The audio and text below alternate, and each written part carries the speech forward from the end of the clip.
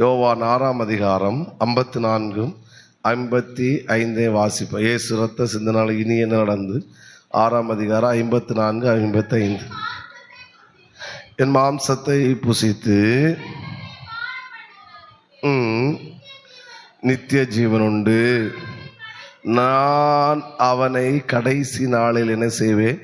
எழுப்பேன். ரொம்ப எஃபெக்டிவான ஒரு வேர்டாக நம்ம கம்யூனியன் அட்டன் பண்ணுறோம். கர்த்தர் சித்தமாக அடுத்த வாரம் நம்ம அதை பங்கு போடுறோம். நம்ம அதான் ஒரே அப்பம், ஒரே ரத்தம், ஒரே ரசம். ஆமே, எல்லாருக்கும் ஒரே அப்பம். ஒவ்வொரு ஆளுக்கும் ஒவ்வொரு அப்பம் கிடையாது, எல்லாருக்கும் ஒரே அப்பம்.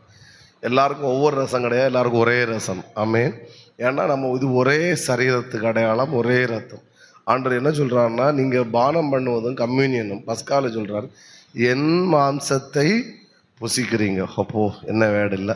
அடுத்து, என் இரத்தத்தை பானம் பண்ணுகிறீர்கள். பானம் பண்ணுகிற என்ன இருக்கிறது? நித்திய ஜீவன் உண்டு. பட் அது ஃபுல் ஸ்டாப் கிடையாது. நான் அவனை எப்போ எழுப்புவேன்? கடைசி நாளில் எழுப்புவேன். காரணம், என் மாம்சம் மெய்யான போஜனமாக இருக்கிறது, என் இரத்தம் மெய்யான பானமாக இருக்கிறது. அது மட்டும் 56, என் மாம்சத்தை புசித்து என் இரத்தத்தை பானம் பண்ணுகிறவன் எப்படி இருக்கிறான்? என்னிலே நிலைத்திருக்கிறான், நானும் அவனில் என்ன செய்கிறேன்? நிலைத்திருக்கிறேன். இதான் ரத்தம் என்ன செய்யுது. இதில் நிறைய பாயிண்ட் சொல்ல, நான் 1-2 மட்டும் சொல்லிடுறேன்.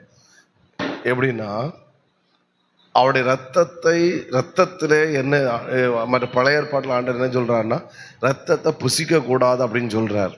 ஏன் ரத்தத்தை புசிக்க கூடாதுன்னு சொல்கிறான்னு? ரத்தத்தில் என்ன இருக்கிறது? ஜீவன் இருக்கிறது. ராமேன்னு சொல்லுங்க பார்க்கலாம். அப்போது எந்த ஒரு விசுவாசி இயேசுட மாம்சத்தை ரத்தத்தை புசித்து பானம் பண்ணியிருக்கிறாங்களோ, அந்த விசுவாசியுடைய சரீரம், ரட்சிக்கப்பட்டவர்களை நாம் அடக்கம் பண்ணும்போது புதைக்கிறோம் என்று சொல்வது கிடையாது, விதைக்கிறோம். ஏன்னா விதை ஒரு நாள் முளைத்து என்ன செய்யும்?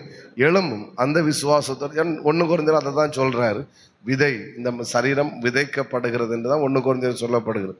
அப்போ நம்முடைய சரீரம் விதைக்கப்படும் போது இயேசுடைய வருகை நாளிலே, ஆமேன், சோதரர், அந்த சரீரமும், ஏன்னா உள்ள என்ன இருக்கு? ஜீவன் இருக்கிறது. ரத்தத்தில் என்ன இருக்கிறது?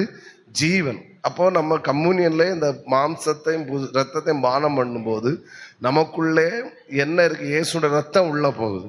ரத்தம் உள்ள போகுதுன்னா உள்ள ரத்தத்தில் என்ன இருக்கிறது? ஜீவன் இருக்கிறது. ஒரு ஆமேன் சொல்லுங்க பார்க்கலாம். கடைசி நாளில் அந்த ரத்த சிந்தப்பட்ட இயேசு மணவாளனாய் வரும்போது